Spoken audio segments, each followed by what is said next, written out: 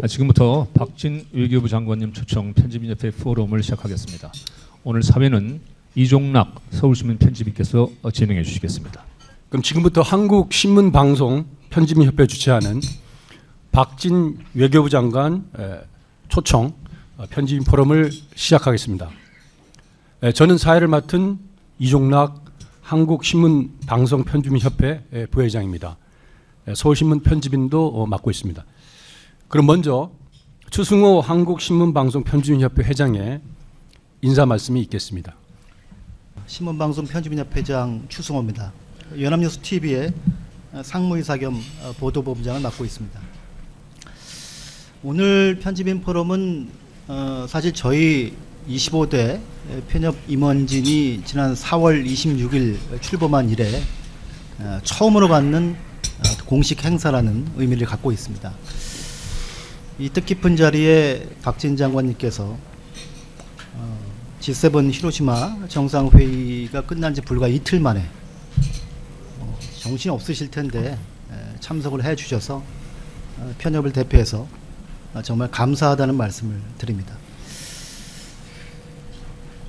윤석열 정부가 이제 출범한 지 한 1년이 흘렀습니다. 그동안 진보에서 보수로 정권이 교체된 이후에 많은 분야에서 정책의 변화가 있었습니다. 그 중에서도 이 외교 안보 분야는 그야말로 대전환이 이루어졌다고 해도 과언이 아닐 만큼 큰 변화가 있던 분야입니다. 한미 간에는 이 워싱턴 선언으로 대표되는 동맹의 업그레이드가 진행이 되고 있고요. 한일 간에는 일제 강제징용 해법 마련을 통한 관계의 정상화, 미래지향적인 어떤 관계로의 전환이 이루어지고 있습니다. 이를 기반으로 해서 한미일 3국 간의 이 협력도 복원되고 있는 상황입니다. 반면에 서방대 중국, 러시아의 어떤 진영 대결이 심화되고 있는 상황에서 이러한 한미일 간의 접근은 중국과 러시아의 한국에 대한 어떤 견제 심리도 낳고 있는 것 같습니다. 이러한 변화를 두고 정부 여당은 비정상회 정상화라고 평가를 하고 있고요. 야당은 또 정반대로 외교의 실패라고 이렇게 규정을 하고 있는 상황입니다. 오늘 이 편집인 포럼을 통해서 국민 여러분이 윤석열 정부의 어떤 외교안보 정책에 대한 궁금증을 해소하고 제대로 된 평가를 내릴 수 있는 하나의 어떤 기반이 될 수 있었으면 좋겠습니다. 그리고 좀 더 나아가서 저희 편집인들의 어떤 질문이나 견해가 외교 정책에 조금이나마 도움이 될 수 있으면 하는 그런 기대도 갖고 있습니다. 오늘 장관님 바쁘시겠지만 힘든 토론 잘 진행해 주시길 바랍니다. 감사합니다. 네, 감사합니다. 이어서 박진 외교부 장관님의 기조 발언을 듣도록 하겠습니다. 네, 여러분 오늘 아침에 반갑습니다. 그리고 맛있는 전복죽도 대접을 해주셔서 아침 식사를 아주 든든하게 잘 했습니다. 추승호 신문방송 편집인협회 회장님과 또 새로 임원을 맡으신 편집인협회 임원 여러분들을 오늘 뵙게 돼서 기쁘게 생각합니다. 이런 우리나라 언론의 창달을 위해서 앞장서서 노력하고 계시는 언론인 여러분께 존경과 감사의 마음을 표합니다. 외교부 장관 박진입니다. 윤석열 정부가 이제 취임한 지 1주년이 지났습니다. 언론인 여러분께 그동안에 1년 동안에 또 외교의 성과와 또 우리나라 외교 환경이 어떻게 바뀌었는지 여기에 대해서 말씀드릴 수 있는 기회를 가지게 돼서 매우 뜻깊게 생각을 합니다. 우리 정부가 지난 1년 동안에 글로벌 중추국가 비전을 실현해 나가는 과정에서 여기 계신 언론인 여러분들께서 많이 도와주시고 또 조언도 해주시고 또 건설적인 의견을 제시해 주신 데 대해서 감사하다는 말씀을 먼저 드립니다. 앞으로도 정확한 보도와 또 날카로운 지적 그리고 좋은 의견과 또 많은 격려로 우리 외교부가 국민과 국익을 위해서 우리 외교를 계속 잘 펼쳐나갈 수 있도록 이끌어 주시기를 부탁드리겠습니다. 지금 우리를 둘러싼 국제 질서는 수동적으로 받아들이는 태도로서는 우리의 안보와 이익을 온전히 확보할 수 없는 그런 시대에 살고 있다고 생각을 합니다. 윤석열 정부는 지난 1년간 소위 복합 위기 시대에 국익에 대한 진지한 고민과 또 한국의 위상과 자표에 대한 객관적인 평가를 바탕으로 우리 외교를 높아진 그 위상과 또 국격에 맞는 그런 걸맞는 외교로 전환하기 위해서 노력을 했습니다. 작년에 윤석열 대통령께서 나토 정상회의에 처음으로 우리나라 대통령으로 초대를 받아서 참석을 했고, 이어서 이제 UN 총회 그리고 G20 정상회의 또 아세안 정상회의 이런 여러 다자 정상회의에 참석해서 우리의 입장을 밝혔습니다. 그때마다 대한민국이 자유와 또 민주와 또 인권과 또 법치 이런 그 핵심 가치를 지키고 또 이것을 증진하기 위해서 우리의 맡은 바 역할과 책임을 다하겠다는 메시지를 발신했습니다. 그리고 안보와 경제의 이제 울타리가 무너지고 있는 시대에 이런 그 경제 안보를 확대하기 위해서 우리의 관련 파트너국들과의 관계를 강화했습니다. 경제 안보와 세일즈 외교에 주력해 왔다고 생각합니다. 얼마 전에 대통령께서도 말씀을 하셨습니다마는 1년 전에 이맘때를 생각하면 외교 안보만큼 큰 변화를 이루어진 분야가 없다고 생각합니다. 외교 안보, 외교 환경에 있어서 시대 전환이 이루어졌고 또 우리 외교의 르네상스 시대가 왔다고 생각을 합니다. 지난 주말에 히로시마에서 개최된 G7 정상회의의 성과와 또 취임 1년 동안 우리 외교가 어떻게 변화했는지 7가지로 나누어서 간단히 설명을 드리겠습니다. 우선 G7 정상회의에 저는 윤석열 대통령을 모시고 히로시마에 참석을 했고 엊그제 돌아왔습니다. 대한민국은 이제 G7의 선진국들과 어깨를 나란히 하는 세계 8강 수준의 위상과 국력을 갖추고 있다고 생각합니다. 이번 G7 정상회의의 참여는 이러한 우리의 위상을 직접 확인하는 계기가 되었습니다. 윤석열 정부의 지난 그 1년 동안의 외교 성과를 결집해서 글로벌 중추국가 외교의 기반을 구축하는 데 이번 G7 정상회의 참석이 활용점정이 됐다 이렇게 평가를 합니다. 이번 G7 정상회의에서 일본이 별도로 초청한 G7 멤버가 아닌 국가는 모두 8개 나라입니다. 8개 나라에서 소위 글로벌 사우스에 속하는 국가가 6나라이고 나머지는 한국과 호주입니다. 그만큼 국제사회가 한국에게 기대하는 역할과 책임이 커졌다고 하겠습니다. 이번 G7 정상회의를 통해서 우리는 아까 말씀드린 우리의 핵심 가치, 자유, 민주, 또 인권, 법치 이런 가치를 공유하는 G7 국가들과 글로벌 도전 과제에 대한 연대와 또 협력에 적극 동참을 하였습니다. 특히 세계 시민의 진정한 자유와 번영 확대를 위한 우리 대통령님의 비전과 약속을 국제사회에 각인시켰고 글로벌 중추국가로서 우리의 역할을 확고하게 하였습니다. 단순히 G7 주도의 행동에 일방적으로 참여하는 관계에서 벗어나서 이제는 우리의 가치와 비전을 G7 국가들과 공유할 수 있는 위치에서 우리의 외교를 펼쳤다는 말씀을 드립니다. 그리고 G7 국가를 포함해서 10개국과 정상회담을 가짐으로써 2박 3일 동안의 숨가쁜 외교의 시간을 보냈습니다. 바로 어제 EU 상임위원장과 집행위원장이 또 한국을 방문해서 모두 11개 정상회담을 소화를 하고 소위 그 외교 슈퍼 위크에 그 마무리를 했습니다. 한미일 정상회담에 대해서 말씀을 드리겠습니다. 이번에 히로시마 G7 정상회의 계기에 한미일 정상들도 만났습니다. 윤석열 정부 들어서 이제 세 번째가 되겠습니다.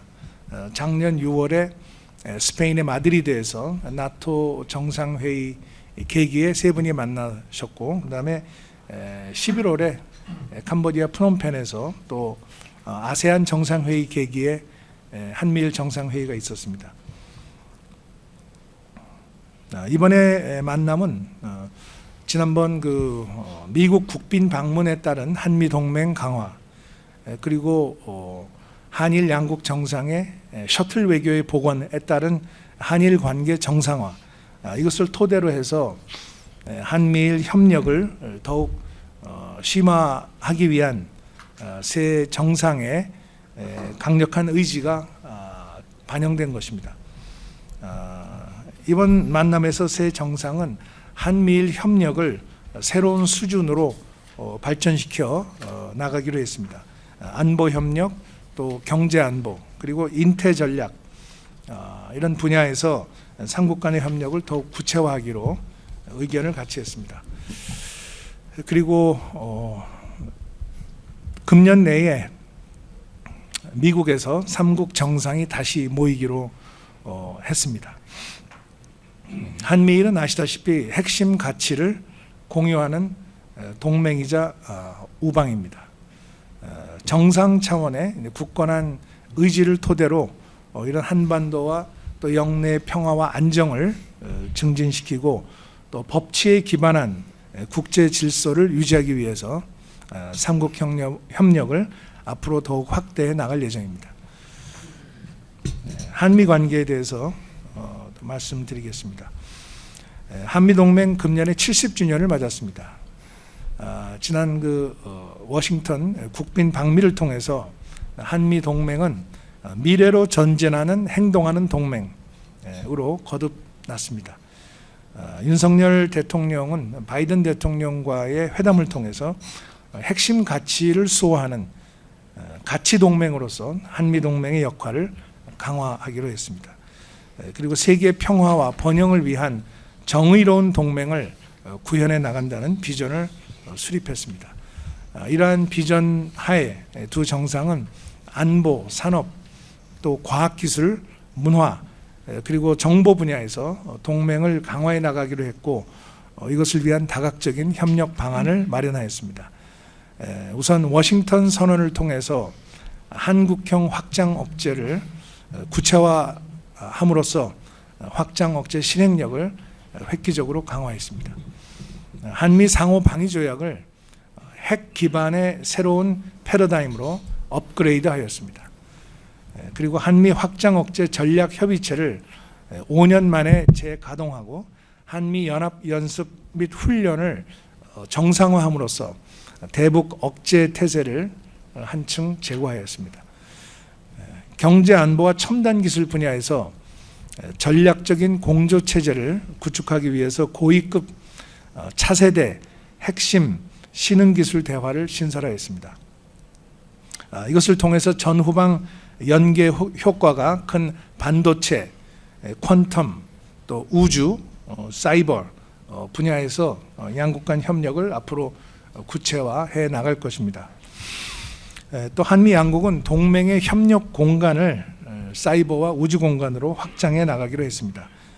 두 나라가 채택한 전략적 사이버 안보 협력 프레임워크는 한미 간의 정보를 공유해서 사이버 안보 기술, 정책, 또 전략 협력을 증진하는 기반이 될 것입니다.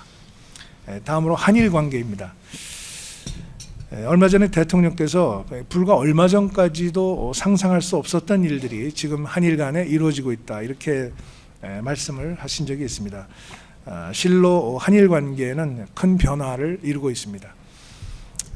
대통령께서 지난 12년 만에, 지난 3월에 12년 만에 일본을 양자 방문했습니다. 또 기시다 총리가 5월에 답방을 했습니다. 그리고 이번 히로시마 G7 정상회의에서 또 한일 정상회담이 개최되었습니다. 불과 2개월 만에 3차례에 걸친 정상 간 상호 방문이 이루어졌습니다. 전례 없는 긴밀한 소통을 통해서 한일 관계가 정상화되었다는 것을 우리 양 국민들에게 보여주었습니다. 기시다 총리는 이번 달 초에 답방을 했을 때 강제징용 피해자와 관련해서 가혹한 환경 하에서 대단히 고통스럽고 슬픈 경험을 하신 데 대해서 가슴 아프게 생각한다는 언급을 했습니다. 그리고 이번 히로시마 G7 정상회의에서 양국 정상은 함께 한국인 원폭 피해자 위령비를 최초로 공동 참배하였습니다.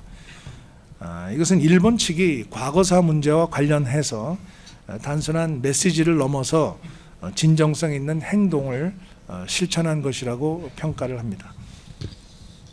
한일 관계 개선은 국민이 체감할 수 있는 그러한 변화로 이어지고 있습니다. 일본의 반도체 3개 품목 수출 규제가 해제되었고, 또 화이트리스트 복원 조치를 위한 절차도 진행 중입니다.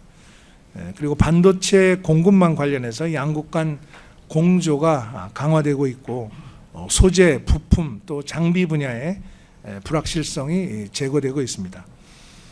그리고 인적 교류에 있어서도 양국 간의 그 인적 교류가 빠르게 회복되고 있습니다. 금년 1, 4분기에만 약 200만 명 이상에 달하고 있습니다. 정부는 우리 지방 간의 항공 노선 확대를 비롯해서 양국 국민들의 편의를 증진하고 인적 교류를 뒷받침하기 위한 노력도 계속 지속해 나갈 예정입니다. 저는 지난주 히로시마에서 하야시 일본 외무대신과 또 윤석열 정부 출범 이후에 6번째 양국 외교장관 회담을 가졌습니다.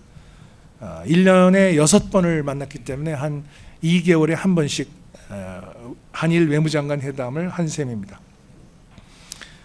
양국 정상 간의 셔틀 외교의 완전한 복원을 환영하고, 양국 간 주요 현안에 대해서 논의를 하였습니다. 앞으로도 외교부는 외교, 안보, 또 경제, 산업, 그리고 인적 문화 교류 등 제반 분야에서 미래지향적인 한일 관계를 발전시켜 나갈 것입니다. 그리고 엄중한 국제 정세 속에서 지역과 글로벌 과제에 대한 공조도 확대해 나갈 것입니다. 그리고 제3국에서 한국과 일본의 협력의 범위가 넓어질 것입니다. 이것은 우리 국민에 대한 보호라는 분야도 포함을 합니다. 지난 4월에 아프리카 수단에서 우리 국민들을 구출하는 작전 중에 일본 국민들도 함께 우리와 대피한 것은 한일 간 공조의 좋은 사례라고 생각을 합니다. 다음은 한중 관계입니다. 상호 존중에 기반한 한중 관계의 구현을 위해서 당당한 대중 외교를 전개하고 있습니다. 윤석열 정부는 지난 11월에 한중 정상회담에서 상호 존중과 호혜, 그리고 공동 이익에 입각해서 보다 건강하고 성숙한 한중 관계를 발전시켜 나가자고 하였습니다. 그리고 4차례의 외교장관 회담, 그리고 올해 초에 친강 신임 외교부 장관과의 전화 통화를 통해서 양국 관계의 구체적인 발전 방향을 함께 논의하였습니다. 4차례 외교장관 회담은 왕이 전 외교장관과 2차례 화상회담 그리고 2차례 대면회담을 포함합니다. 그래서 한중 관계는 양국 간의 조화를 추구하되 다른 점을 서로 인정한다는 화의부동의 정신에 따라서 중국과 협력할 수 있는 분야에서는 긴밀히 소통하고 또 협력하는 그러한 외교를 수행하고 있습니다. 아울러서 우리는 그 한일중 동북아 3국의 정상회의의 금년 의장국입니다. 그래서 한국과 일본과 중국 간의 정보 간 협의체를 다시 활성화하기 위해서 관련국들과 긴밀히 소통을 하고 있습니다. 다음은 대북 정책입니다. 윤석열 정부는 대북 정책에 있어서 북한이 선의에 기대는 것이 아니라 북한의 전략과 북한의 행동을 냉철한 상황 인식을 바탕으로 분석하고 또 원칙과 일관성 있는 대북 정책을 정립하고 추진 중입니다. 윤석열 대통령이 제안하신 담대한 구상 하에서 핵 위협을 억제하고 핵 개발을 단념시키고 대화와 외교를 통해서 이 문제를 해결하는 이러한 총체적인 접근 방식을 통해서 북한이 비핵화 대화에 복귀할 수밖에 없는 전략적인 환경 조성 노력을 경주하고 있습니다. 북한의 도발을 규탄하는 국제사회의 단합된 대응을 주도하고 있습니다. 북한의 불법 사이버 활동이라든지 또 안보리 제재 회피를 통한 자금 조달을 차단하는 노력을 전개하고 있습니다. 또 5년 만에 대북 독자 제재도 실시하고 있습니다. 아울러서 북한 인권 문제에 대해서도 윤석열 정부는 대단히 이것을 중요시하고 있습니다. 인권은 보편적 가치로서 존중되어야 합니다. 북한 인권 증진을 위한 노력을 본격화한 것도 큰 변화라고 생각합니다. UN 북한 인권 결의 공동 제안국으로 우리가 복귀하였고 또 5년간 공석이던 북한 인권 국제협력 대사를 임명하였습니다. 그리고 북한 인권 보고서를 발표해서 공개하였습니다. 이를 통해서 북한 인권의 참상을 국제사회에 알리는 노력을 강화하고 있습니다. 다음으로 다자 외교와 가치 외교 측면에서의 변화를 말씀드리겠습니다. 우선 한반도와 동북아를 넘어선 우리 정부 최초의 포괄적 지역 전략인 인도 태평양 전략을 수립해서 시행하고 있습니다. 오늘 여러분께 인도 태평양 전략에 관한 리플렛을 제가 가지고 왔는데 한번 참고해 주시기 바랍니다. 이 인도 태평양 지역에 대해서는 2017년 이후에 유럽연합의 27개국 그리고 아세안의 10개국을 포함해서 44개 국가들이 인태 지역에 관련한 비전이나 또 이니셔티브를 제시한 바 있습니다. 한국도 작년 말에 인태 전략을 발표했습니다. 인태 지역에서 가치 연대를 통한 협력의 외연을 확장하는 그러한 의미 있는 이정표를 세웠다고 생각합니다. 인도 태평양 전략은 보편적 가치를 공유하는 국가들 간의 연대를 바탕으로 규칙 기반 질서를 강화하고 분쟁과 무력 충돌을 방지하며 개방적이고 공정한 경제 질서를 통해서 자유와 평화와 번영에 기여하는 그 인도 태평양을 만들겠다는 의지의 표현입니다. 지난 1년 동안에 이 인도 태평양 전략을 통해서 우리가 글로벌 중추 국가로서 리더십을 구축해 나가는 진전을 이루었습니다. 작년 6월에 한국 정상으로서는 처음으로 나토 정상회의에 참석을 해서 보편적 가치를 공유하는 국가들과 자유의 연대를 구축하고 글로벌 안보 협력 방안을 논의했습니다. 또 앞서 언급한 바와 같이 북한 인권 결의의 공동 제안국으로 복귀하고 보편적 가치에 기반한 인권 외교를 전개했습니다. 그리고 제2차 민주주의 정상회의를 성공적으로 공동 주최하였습니다. 영내의 선도적인 민주국가로서 국제법과 또 국제 기반의 국제 질서를 강화해 나가는 데도 기여를 하고 있습니다. 아울러서 우리 국력에 걸맞는 수준으로 기여를 확대함으로써 국제사회의 지속 가능 발전 목표의 달성과 글로벌 가치 실현을 위한 실질적인 리더십을 발휘하고 있습니다.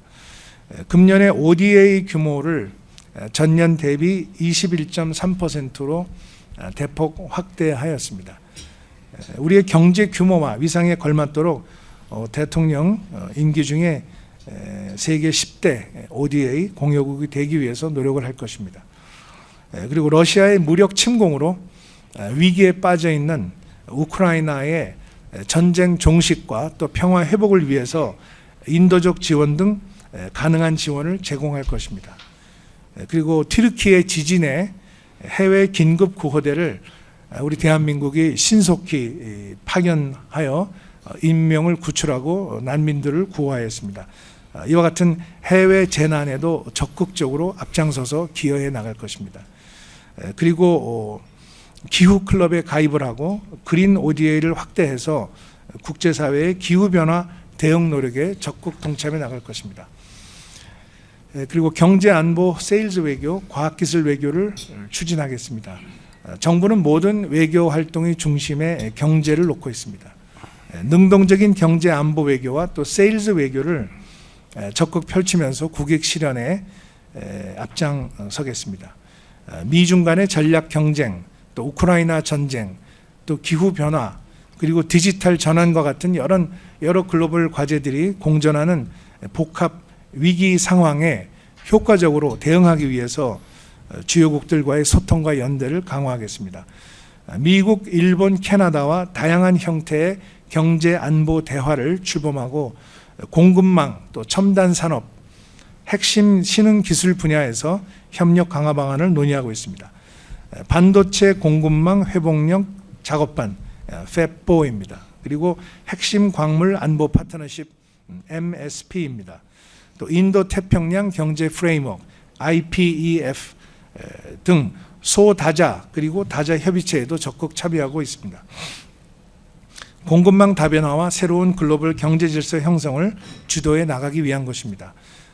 우리의 산업과 또 민생을 위한 세일즈 외교는 윤석열 정부의 빼놓을 수 없는 성과입니다. 대통령이 직접 대한민국 영업사원 1호로 정상 세일즈 외교를 펼치고 있습니다. 사우디와 UAE로부터 각각 300억 불 규모의 투자를 유치하였습니다. 또 폴란드 방산 수출 124억 불을 달성하였습니다. 그리고 저희 외교부는 전 제외 공간을 수출 전진 기지화하고 있습니다. 원스톱 수출 수주 외교 지원 TF를 출범하였습니다. 원전, 방산, 건설 분야에서 우리 기업의 수출과 수주를 적극 지원하고 있습니다. 그리고 과학기술 외교, 첨단 기술 협력 기반을 마련하기 위해서 저희 외교부 내에 국제기술규범과를 신설하였습니다. 그리고 과학기술 외교 아카데미를 운영하였습니다. 이를 통해서 외교부의 조직 역량을 강화해 나갈 것입니다. 마지막으로 재외 동포 권익 그리고 재외 국민 보호에 대해서 말씀드리겠습니다. 재외 동포의 권익 증진과 또 재외 국민의 보호는 우리 대한민국의 의무이자 책임입니다. 윤석열 정부는 이것을 실질적으로 강화해 나가겠습니다. 윤석열 정부가 국정과제로 설정한 재외 동포청이 외교부의 외청으로 6월 5일 출범합니다.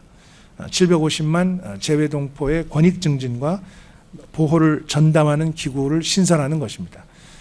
재외 동포청은 그동안 각 부처에 산재해 있던 민원 서비스를 원스톱으로 한데 모아서 제공함으로써 재외 동포의 편의를 높이고 또 또 맞춤형 정책을 시행해서 재외동포의 권익을 증진할 것입니다. 우리 정부는 세계 어디에 있든지 우리 국민의 생명과 안전을 최우선으로 해나갈 것입니다. 아까 말씀드린 수단의 그 프라미스 작전의 성공적인 전개를 통해서 우리 국민 28명 전원을 최단 시일 내에 안전하게 귀국시켰습니다. 이것은 지난 1년간의 저희들이 경험하고 또 만들어낸 변화라고 생각을 합니다. 우리 정부가 재외 국민 안전을 최우선 순위에 두었고 또 미국과 그 UAE 그리고 사우디 등 동맹 및 우방국들과 상호 협력하면서 깊은 신뢰를 쌓아왔기에 프라미스 작전이 성공이 가능했다고 판단하고 있습니다. 저희 외교부는 현재 우리의 예산과 조직과 역량을 가지고 있는 저희의 역량을 극대화해서 급격하게 변화하고 있는 외교 환경에서 우리 대한민국이 글로벌 중추국가로 도약하기 위해서 최선을 다하고 있습니다. 지난 1년간의 변화가 국민들이 체감할 수 있는 성과로 앞으로 계속 이어질 수 있도록 우리의 국익을 바탕으로 국격을 높이고 또 국민을 지키는 그러한 외교를 수행하기 위해서 앞으로도 최선을 다할 것이라는 말씀을 드립니다. 경청해 주셔서 감사합니다. 박진 외교부 장관님의 기조 발언 잘 들었습니다. 지금 이어서 이제 질의응답을 진행을 하겠는데요. 지금 남은 약속된 시간이 43분 정도밖에 되지 않습니다. 그래서 좀 컴팩트하게 좀 진행을 하겠습니다. 그래서 좀 질문을 좀 짧게 좀 해주시고 그렇게 진행상 문제가 없게 해주십시오. 그래서 제가 지금 13분이 사전 질의를 해주셨는데 원활한 진행을 위해서 제가 현안별로 좀 나눴습니다. 그래서 같이 현안별로 같이 질문을 하시고 다른 현안 넘어가는 걸로 해서 진행을 하겠습니다. 그러면 지금 G7 히로시마 정상회의가 지금 바로 일요일날 끝날 직후여서 그 관련 질문부터 시작하겠습니다. 조정 SBS 보도본부장님 질문해 주세요.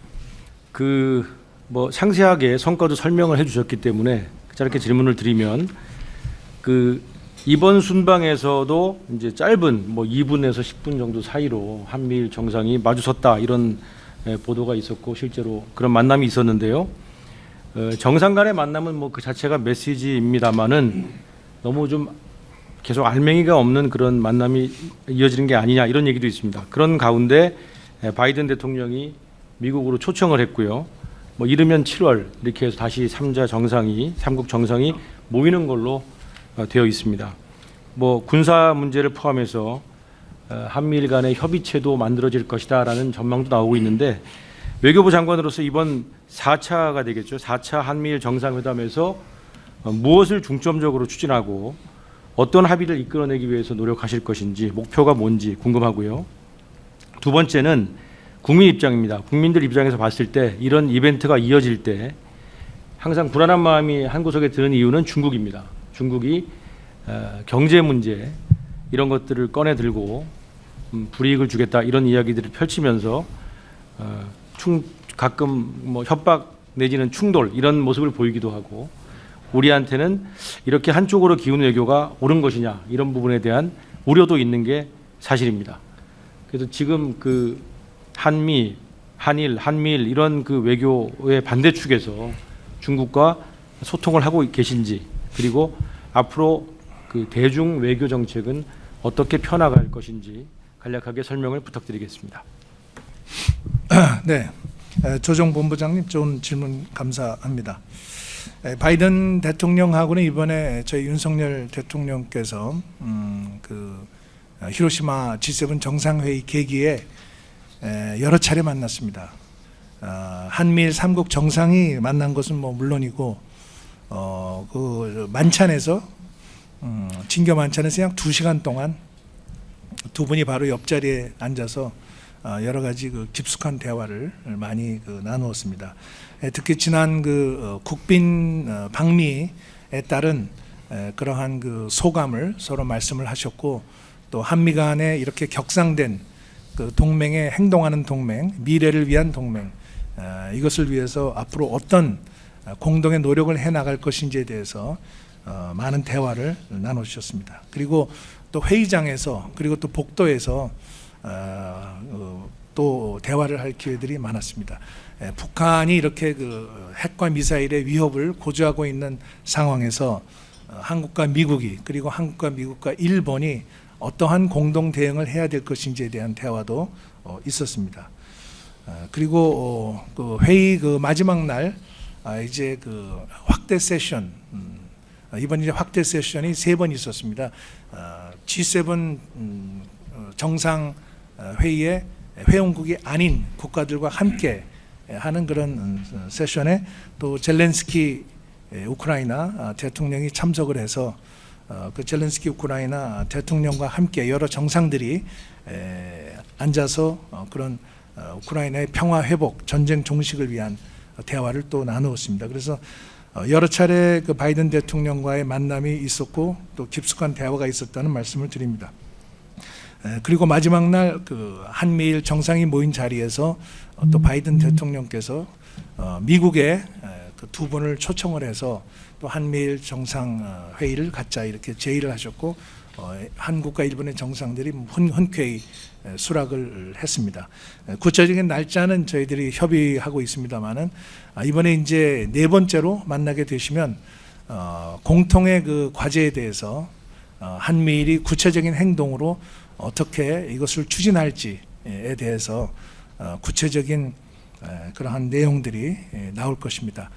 지난번 그 정상회의에서는 북한의 그 미사일 도발에 대한 그 경보 정보를 실시간으로 공유하는 그러한 그 문제에 대한 합의가 있었습니다. 그래서 이것을 구체적으로 한미일 3국의 국방 당국이 이것을 어떻게 실현해 나갈 것인지에 대해서 내용이 아마 발표가 있을 겁니다.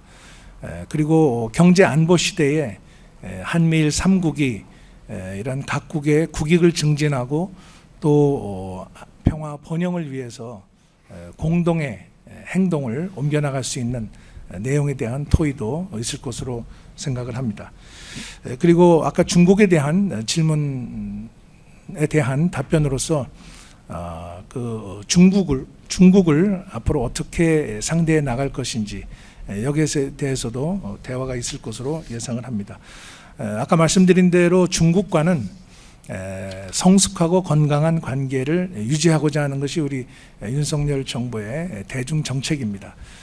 그리고 그것은 상호 존중과 호혜가 바탕이 되어야 가능한 것이고 또 국제 질서를 국제 규범을 지키는 그러한 것이 이제 전제가 되고 있습니다.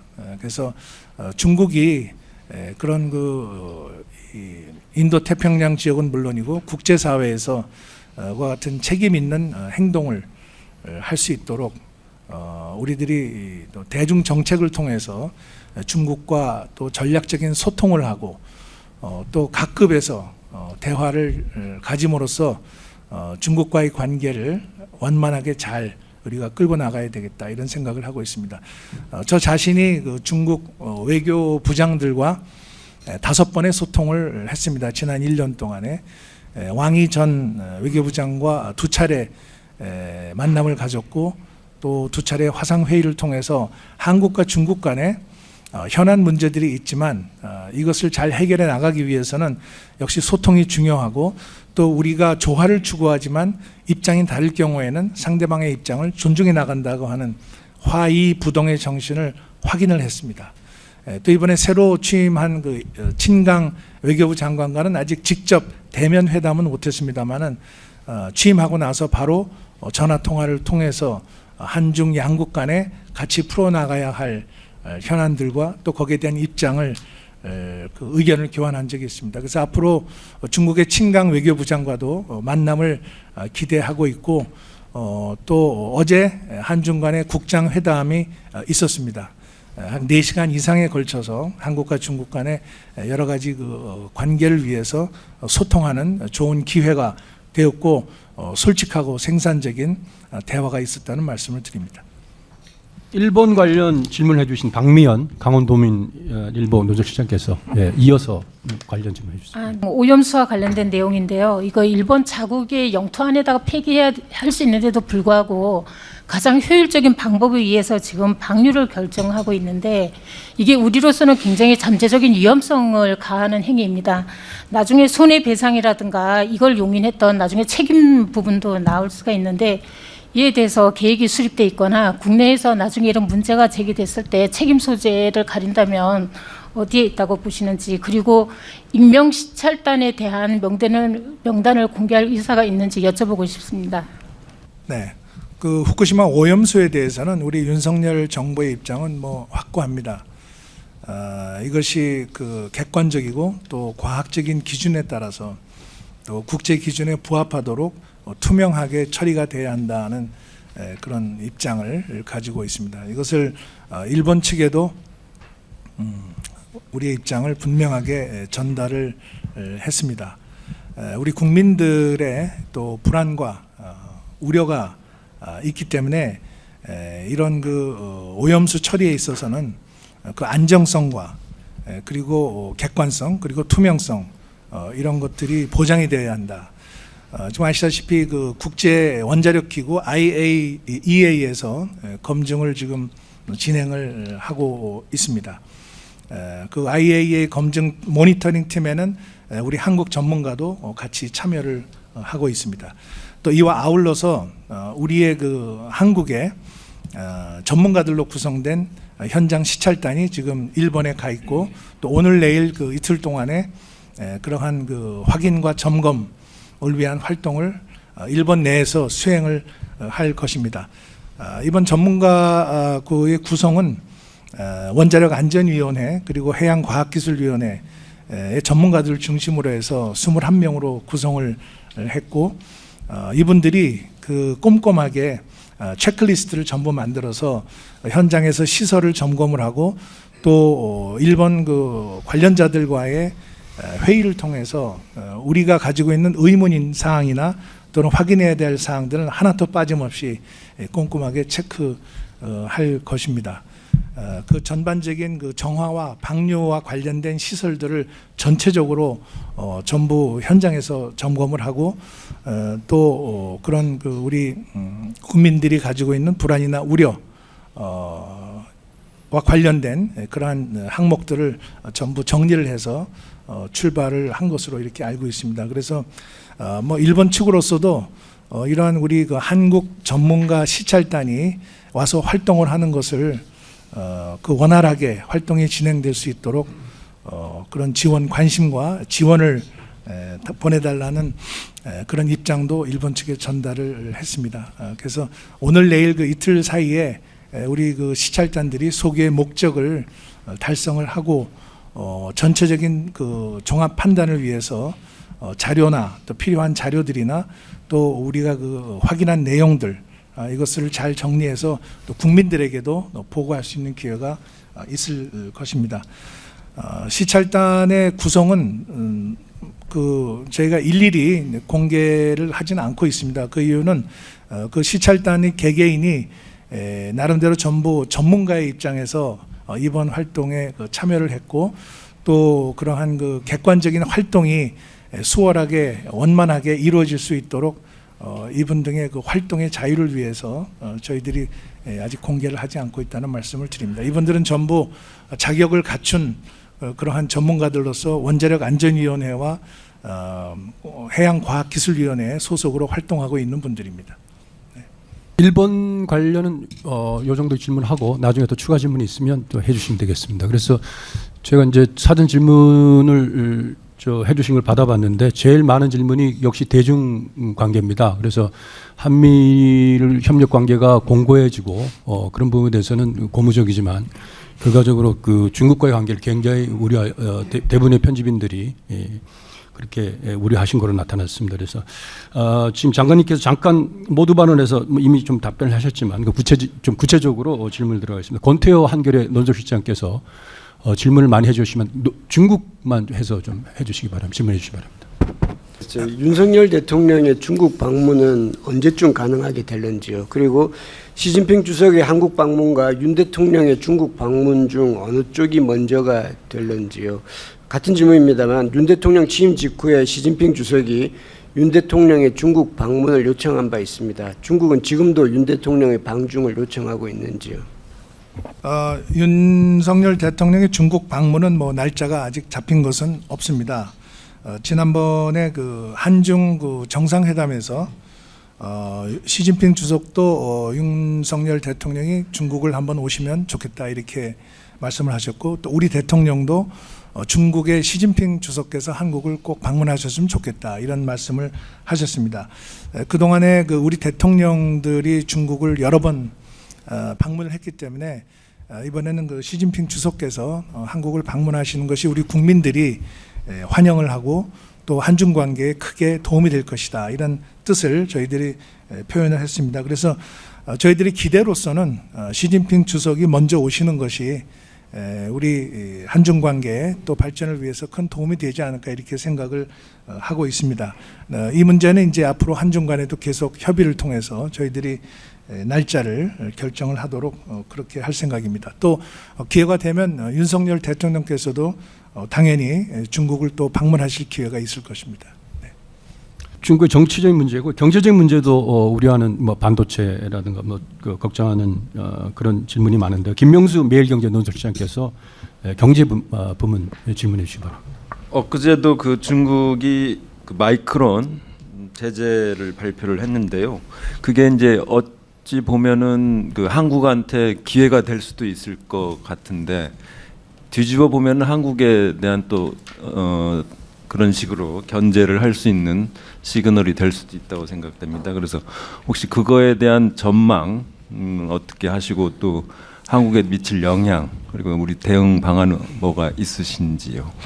이 마이크론 문제에 대해서는 이제 기본적으로 이제 미중 간에 그러한 그 네트워크 보안 문제로 인해서 이런 문제가 이제 발생이 됐고, 여기에 대해서 이제 미중 간에 이런 그 양측 간의 입장이 대립되고 있는 그런 상황입니다. 그래서 우리 한국의 입장에서는 뭐 삼성이나 하이닉스, SK 하이닉스나 중국에 전부 투자를 하고 있고 중국과 비즈니스를 하고 있기 때문에 이런 관련 상황을 예의주시하고 있습니다.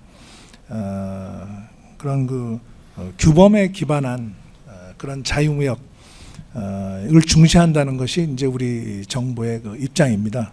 그래서 정부가 뭐 기업 활동에 대해서 간섭하거나 또는 강요하거나 할 수는 없다고 생각을 합니다. 이런 건전한 시장 질서 그리고 규칙과 그 규범에 입각한 이러한 무역 질서가 계속해서 잘 유지될 수 있도록 노력해 나갈 예정입니다. 그 중국 관련 질문 가장 많이 해주셨는데요. 일단 정용관 동아일보 논설위원장께서 질문을 해주시고, 또 비슷한 중국 관계 질문 중에 추가로 질문하실 분이 있으면 정용관 논설위원장 질문이 끝나고 장관님 답변이 끝나고 추가로 질문을 받아주시기 바랍니다. 예. 그러니까 이제 그 미국이나 일본이나 뭐 이렇게 이제 우리가 이제 외교를 전개해가는 과정을 중국 쪽에도 물밑으로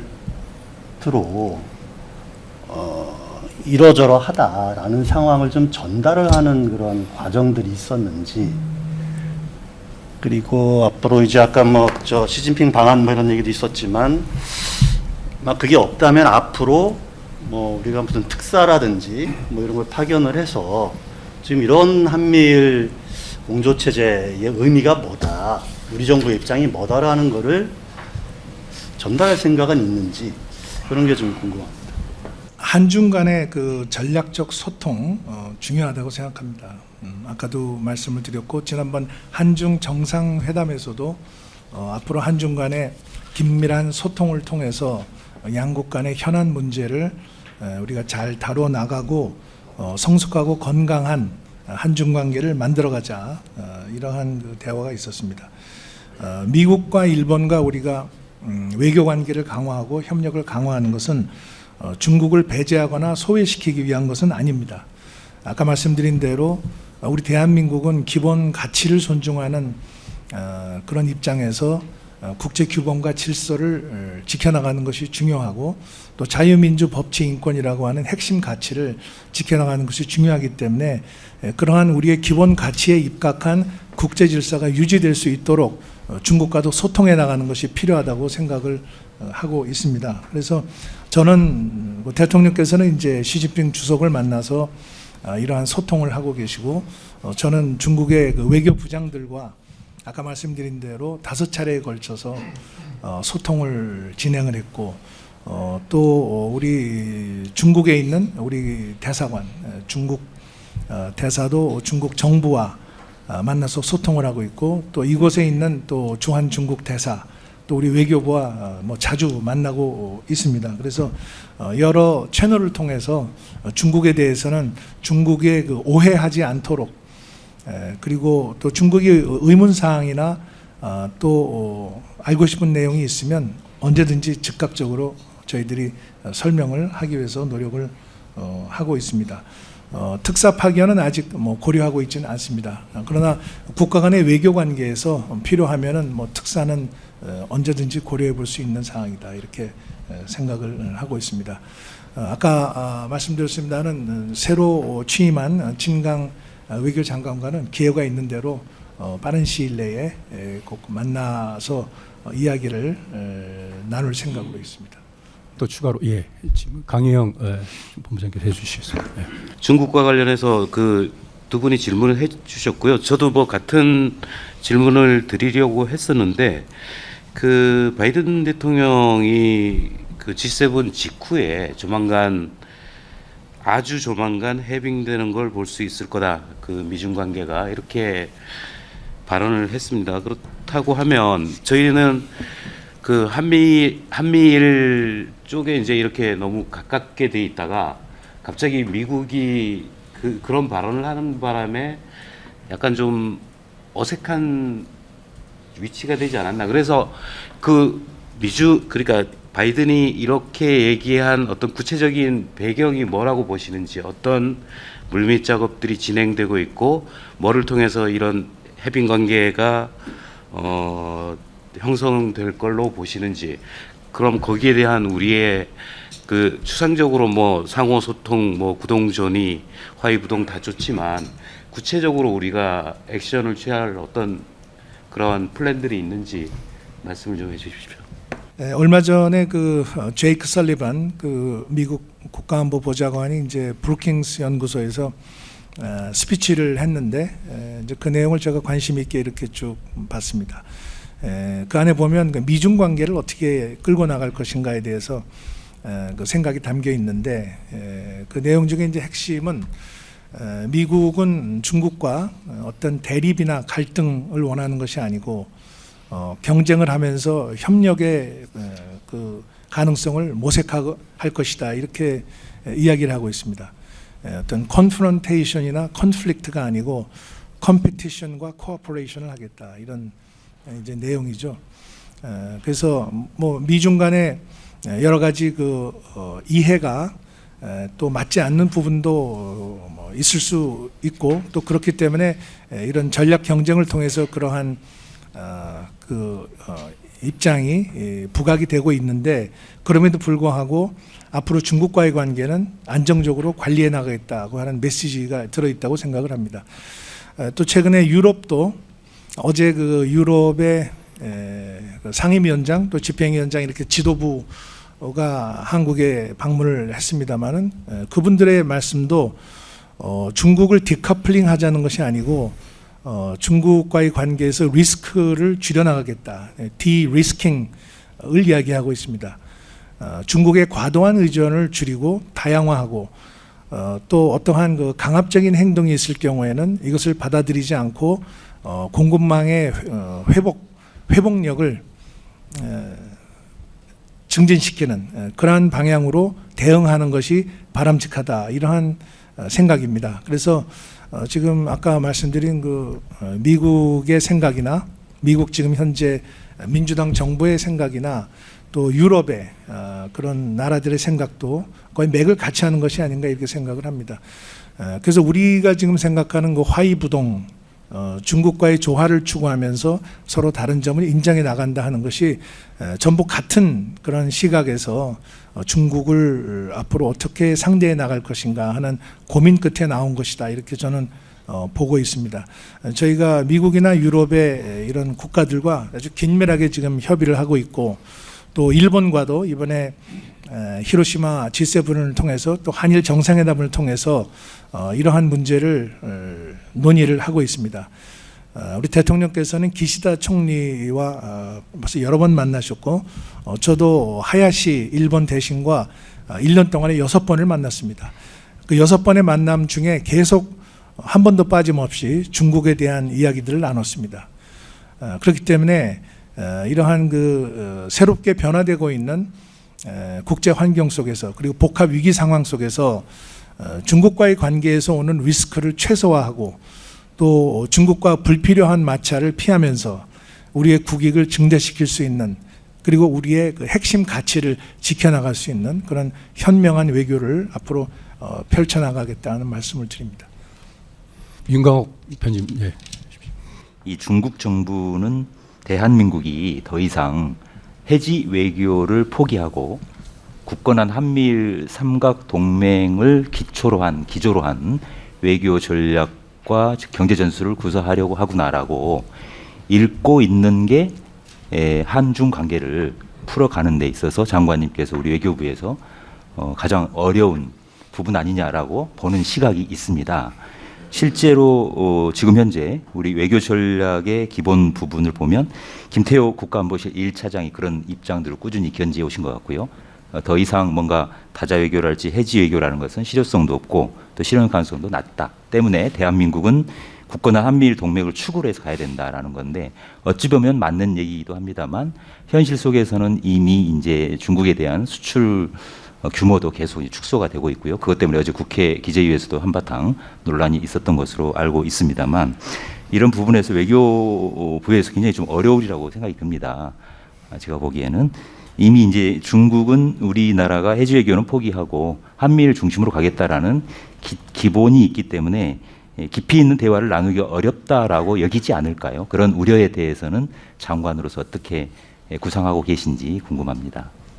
뭐 중국에 대해서는 아까도 말씀드린 것처럼 저희가 그 중국과의 관계가 중요하다는 생각을 계속 유지해 가면서 전략적 소통을 해 나가고자 합니다. 중국이 우리의 최대 무역 상대국이고, 또 우리 중국에 투자한 기업들이 아직 많이 남아 있고, 또 중국에서 그 비즈니스를 함으로써 한국과 중국 간의 상호 이익이 되는 면이 분명히 있습니다.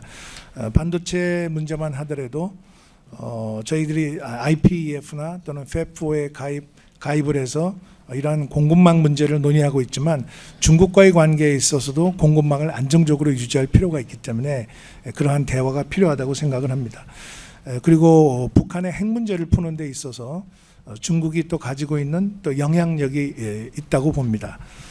중국도 북한이 이렇게 계속해서 도발을 하고 핵 개발을 해서 주변에 있는 국가들을 위협한다고 하면 그것은 중국의 이익에 도움이 되지 않는다, 이렇게 생각을 하고 있습니다. 그렇기 때문에 한국과 중국이 공통의 이익을 바탕으로 해서 북한의 핵 문제를 풀어나가는 것이 바람직하다고 보고 있습니다. 그리고 유엔 안보리에서 이런 그 북한의 계속되는 도발에도 불구하고 지금 제대로 된 결의안이 나오지 못하고 있습니다. 어떻게 보면은 유엔 안보리가 지금 제 기능을 못하고 있고 기능이 마비되어 있는 상태입니다.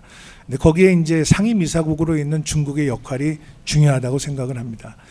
이런 한반도 안보는 물론이고 동북아 또 인태 지역 세계 평화를 위해서 중국이 북한의 이런 도발을 자제시키고 또 이런 평화를 유지할 수 있는 그런 그 역할을, 건설적인 역할을 하는 것이 필요하기 때문에 중국과 그런 전략적인 소통이 중요하다, 이렇게 말씀을 드리겠습니다. 그리고 기후변화 문제라든지 또는 환경 문제, 그리고 또 이런 그 코로나19와 같은 그런 보건 의료 문제에 있어서도 한국과 중국이 협력해야 될 분야가 많이 있습니다. 그래서 저는 지금 이제 한일중 삼국 정상회의가 그동안에 이제 중단된 상태에 있었는데 이것을 앞으로 우리 중국과 또 일본과 대화를 통해서 다시 재활성화하기 위해서 노력을 하고 있다는 말씀을 드립니다. 예, 중국에 대한 우리나라의 교역 의존도가 지난해 보면은 한 21점 몇 프로인가 될 겁니다. 그래서 근데 올해 그 1분기를 보면은 중국에 대한 우리나라 수출이 굉장히 격감을 하고 있습니다. 보면은 그리고 전체적으로 이제 교역의 비중이 굉장히 줄어드는 건데 이거에 대해서 이제 두 갈래 시각이 있는 것 같습니다. 하나가 뭐냐면 지난해까지 보면 중국에 대한 교역 의존도가 너무 높기 때문에 그렇지 않아도 중국의 그러한 압박이라든가 이런 거에 휘둘릴 가능성이 있으니까 교역 의존도를 줄여가야 된다는 하나의 시각이 있는 것이고 또 하나는 올해 우리의 가장 그 중요한 수출 그 하는 대상 지역 중에 하나인데 이렇게 격감을 하니까 굉장히 그 수출이 줄어드는 것에 대한 우려를 하는 시각이 두 갈래가 있습니다. 그래서 그런 측면에서 우리나라 중국과의 교역에 이렇게 줄어드는 걸 어떻게 생각하는지 그리고 어떤 시장 다변화라는 측면까지 고려했을 때 어떤 수준으로 끌고 가는 게 바람직한지 한번 말씀해 주시면 감사하겠습니다. 논설 실장님께서 답을 좀 말씀해 주셔야 되는 문제인 것 같은데 제가 답변을 드리겠습니다. 예, 중국과의 교역은 아까 말씀드린 대로 우리의 국익에 도움되는 부분이 분명히 있습니다.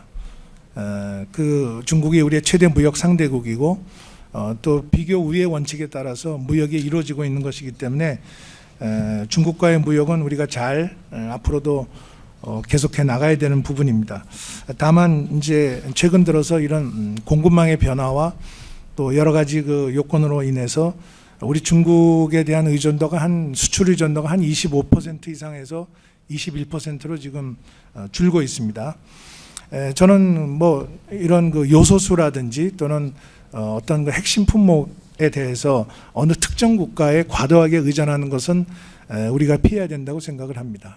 그래서 이것은 이제 다변화하고 또 유사시에 이러한 그 핵심 물품에 대한 공급이 원활하게 이루어질 수 있도록 할 필요가 있다고 보고 있고 또 이것은 우리뿐만이 아니라 아까 말씀드린 유럽이나 또 다른 국가들도 중국에 대한 그런 리스크를 줄이기 위해서 앞으로도 아마 계속 그렇게 노력을 해나갈 걸로 이렇게 생각을 하고 있습니다. 다시 말씀드려서 특정 국가에 대한 어떤 핵심 품목의 과도한 의존은 줄여나가는 것이 우리의 국익에 맞다 이렇게 보고 있습니다.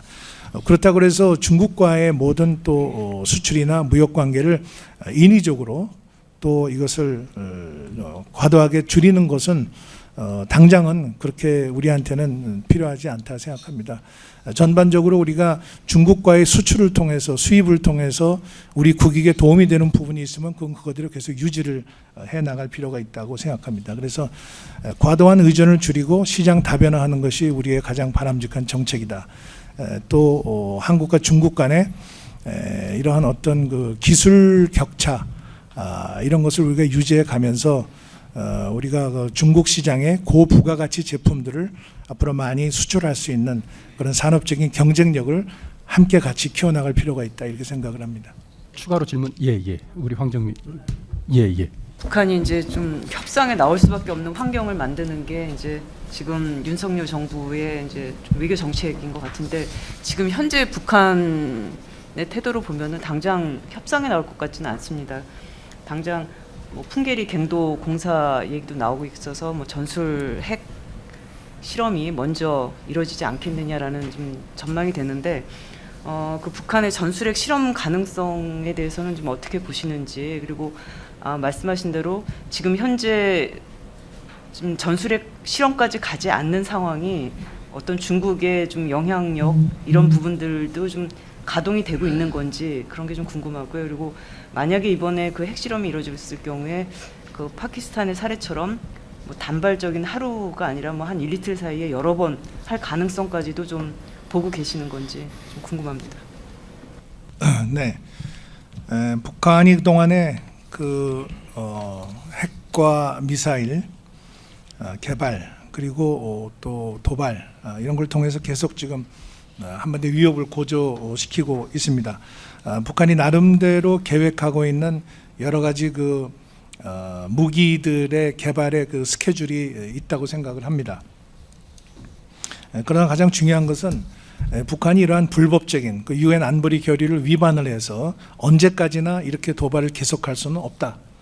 그것이 우리의 판단이고 또 세계 국제사회의 판단입니다. 이번에 G7 정상회의에서 정상회의 공동 성명에도 나왔습니다만은 북한이 이러한 도발을 중단하고 또 북한의 이런 핵 위협은 우리가 반대하고 강력하게 규탄한다. 이런 이 내용들이 이제 모든 정상들이 동의한 그런 내용들입니다. 그래서 북한이 이렇게 핵을 개발하고 미사일을 쏘고 이 한반도 평화를 깨트리면서 주변 국가들을 위협하고 있는 이것을 이 상태대로 그대로 갈 수는 없기 때문에 북한이 스스로 판단을 해서 대화로 나올 수 있는 환경을 만드는 것이 중요하다는 것이 이제 윤석열 정부의 판단이고, 또 그와 함께 북한이 대화로 나올 수 있는 그러한 인센티브를 제공하는 것이 또 중요하다고 보고 있습니다. 그래서 북한에 대한 강력한 도발에 대한 억제, 그리고 도발했을 경우에 또 거기에 대한 강력한 대응, 이것을 기본으로 하고, 그렇기 때문에 거기에 이제 필요한 제재라든지 또 북한의 불법 외화 수입의 차단이라든지 또는 해상 환적과 같은 그러한 행동을 또 차단한다든지, 이러한 국제적인 공동의 노력이 필요한 부분을 강화를 시키면서 담대한 구상을 통해서 북한이 그런 실질적인 비핵화로 이행을 하면 경제적으로, 군사적으로 또 외교적으로 북한에 대한 대규모 지원을 통해서 이러한 북한의 경제가 개선될 수 있는 그러한 지원을 하겠다는 그러한 입장을 내놓고 있습니다. 그리고 남북 대화는 아무런 전제 조건 없이 언제든지 우리가 할 생각이 있다는 것도 좀 밝히고 있습니다. 그래서 북한이 이러한 우리의 진정성 있는 대북 정책에 담대한 선택을 해서 호응해 오기를 바라고 있습니다. 다만 북한이 지금 7차 핵실험 준비를 거의 완료한 상태라고 보고 있고, 또 최근에 이제 군사 정찰 위성도 검토를 하고 있는 것으로, 발사를 검토하고 있는 것으로 알고 있습니다. 언제 이것이 이루어질지는 예견할 수는 없지만 북한의 입장으로서는 정치적 판단만 남겨놓고 있는 상태다, 이렇게 보고 있습니다.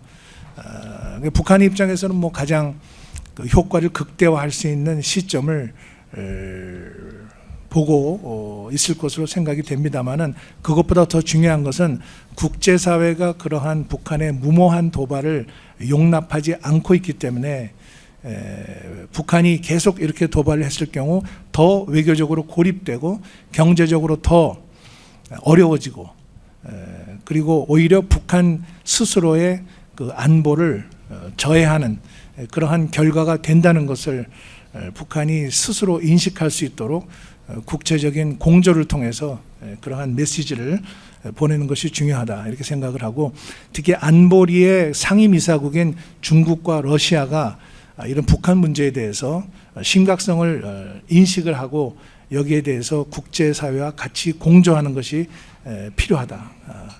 그러기 위해서는 또 중국과 러시아와의 소통이 또 필요하다, 이렇게 판단을 하고 있습니다.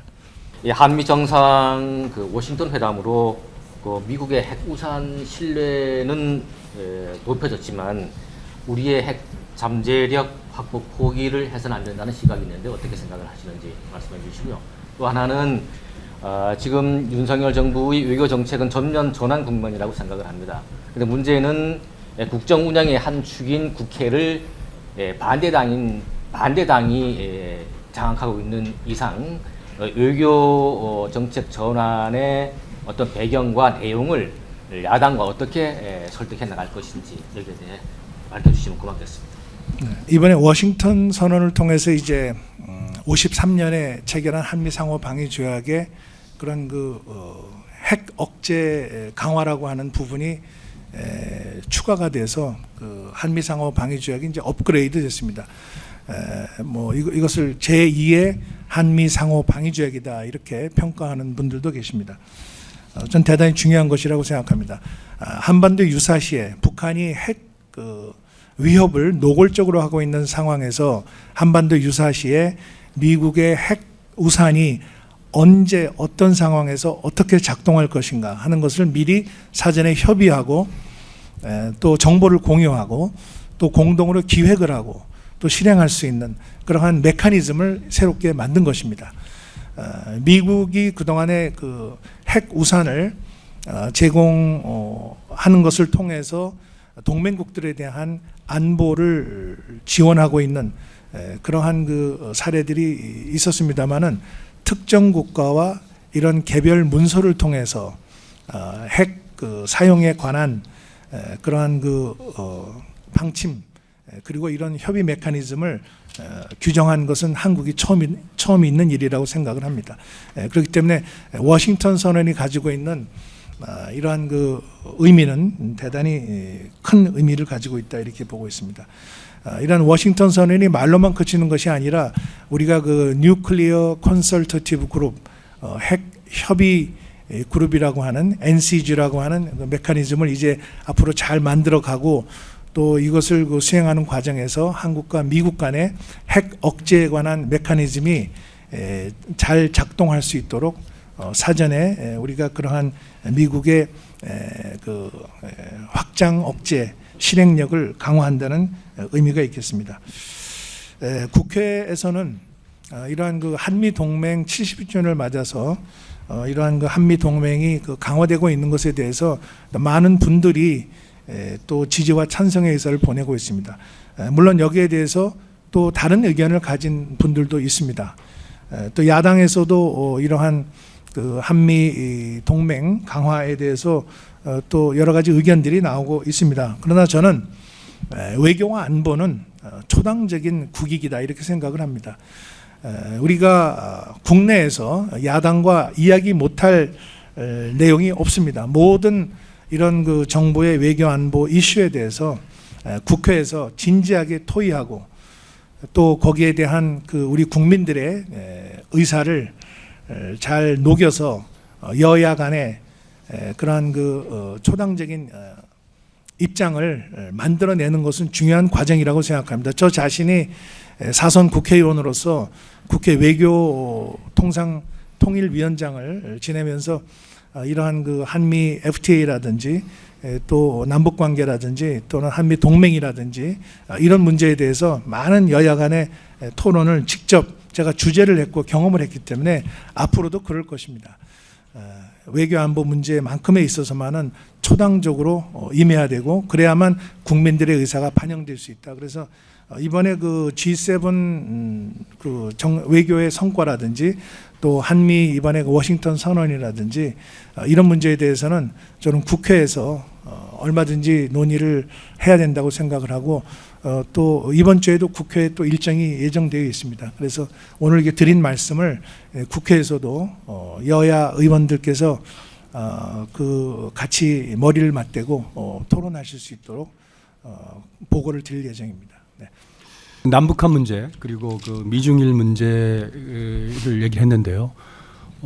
잠깐 그 우크라이나 쪽을 조금 좀 현안이니까 한번 질문하고 그다음 이은성 우리 그 노조련님 질문을 받고 그렇게 하겠습니다. 예, 지금 강성훈 YTN 해설위원장 질문해 주세요.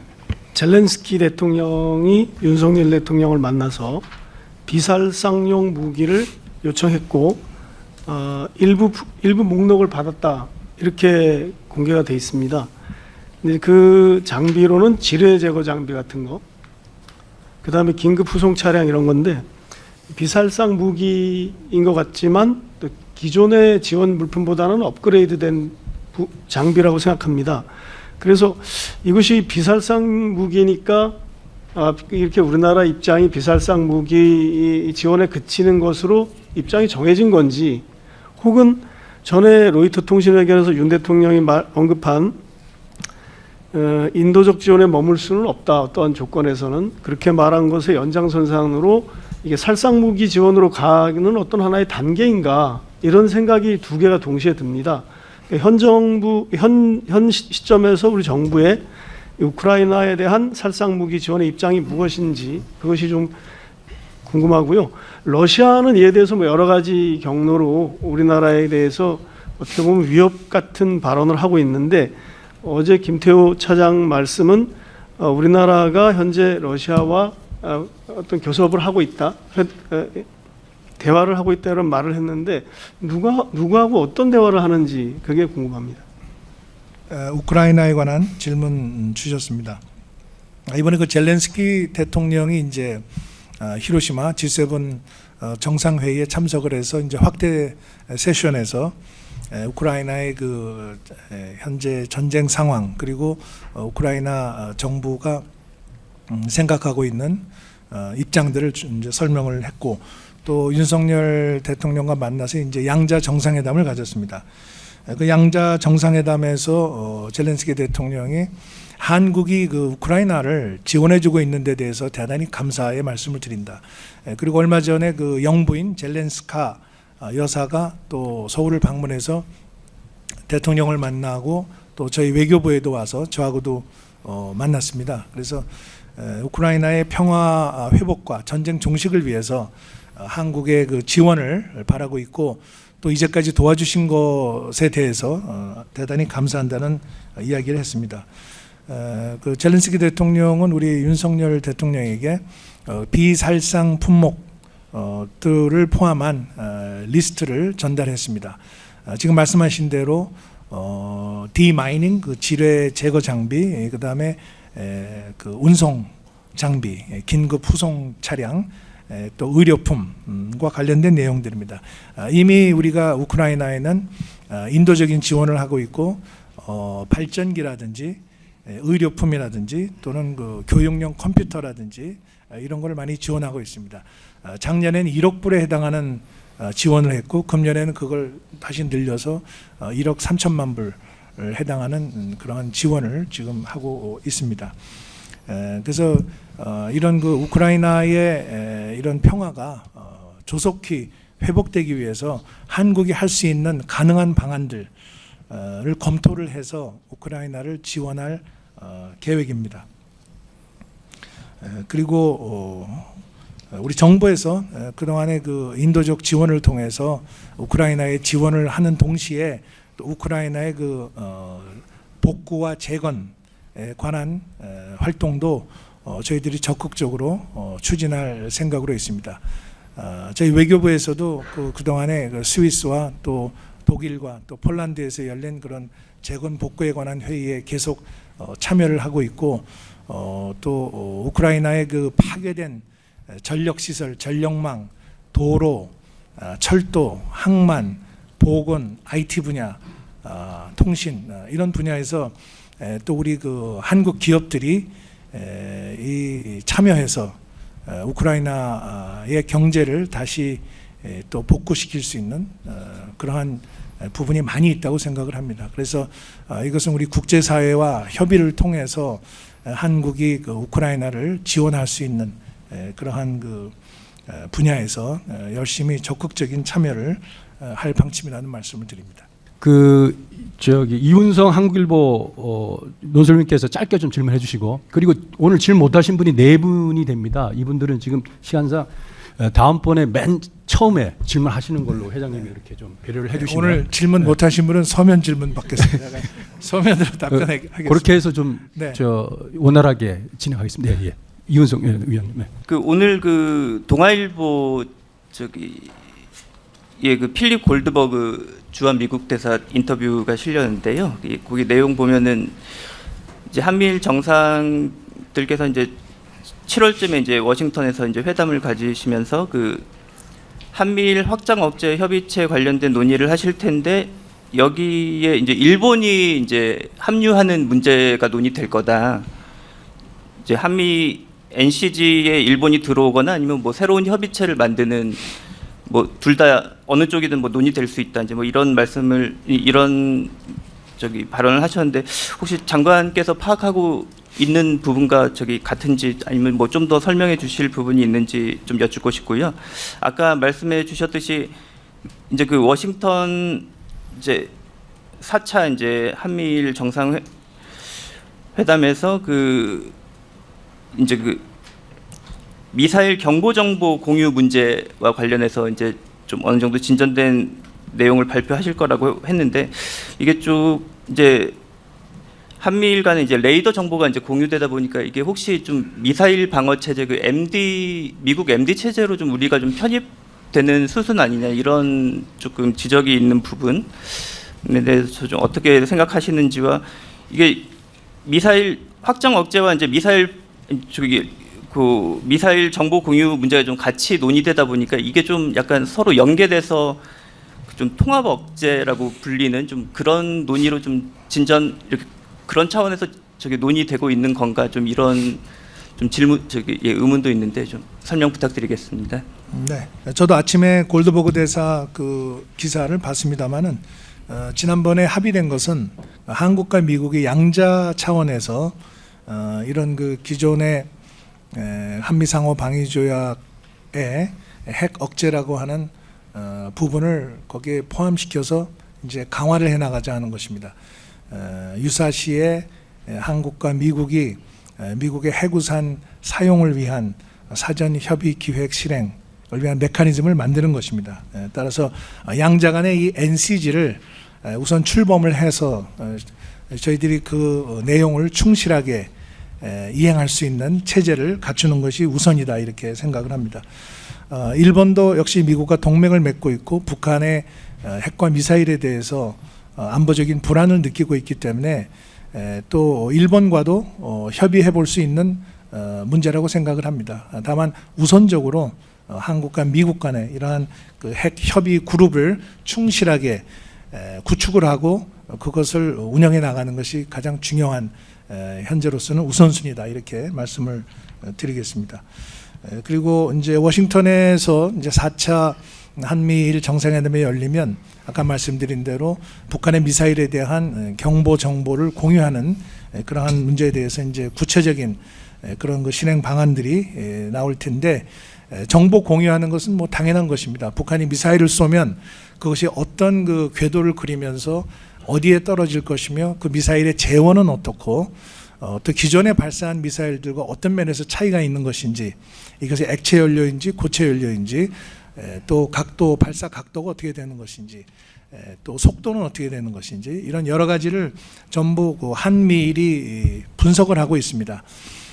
그래서 그 한미 간에도 바로 실시간으로 그러한 그 미사일 북한의 발사에 대한 경보 정보 이것을 공유하고 있고, 또 일본도 일본의 그런 그 자산을 통해서 그것을 파악하고 있기 때문에 이것을 같이 공유하는 것은 이 안보 분야에서 우리의 대응력을 높이고 억제력을 높이는데 도움이 된다고 생각하는 것입니다. 이것은 무슨 미국의 미사일 체제에 편입되는 것과는 전혀 다른 문제입니다.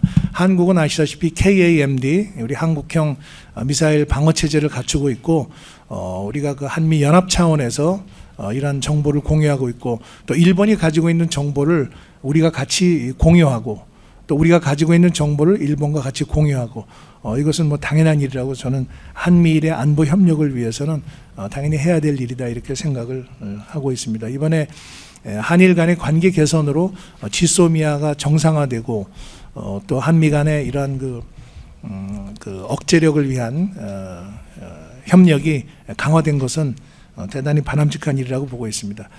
윤석열 대통령께서 이번에 그 국빈 방문 시에 펜타곤, 미국 국방성에 있는 그 국가지휘센터, 내셔널 밀리터리 커맨드 센터에 방문을 해서 직접 브리핑을 받았습니다. 북한이 미사일을 쏠 때 과연 그것이 어떤 재원으로 어디로 가고 있고, 또 거기에 대한 어떤 대응을 할 수 있는지, 이런 것에 대해서 한미 간에 아주 돈독한 정보 공유가 이루어지고 있다는 말씀을 드립니다. 이상으로 박진 외교부 장관 초청 편집인 협회 원래 포럼을 마치겠습니다. 장시간 수고하셨습니다. 감사합니다.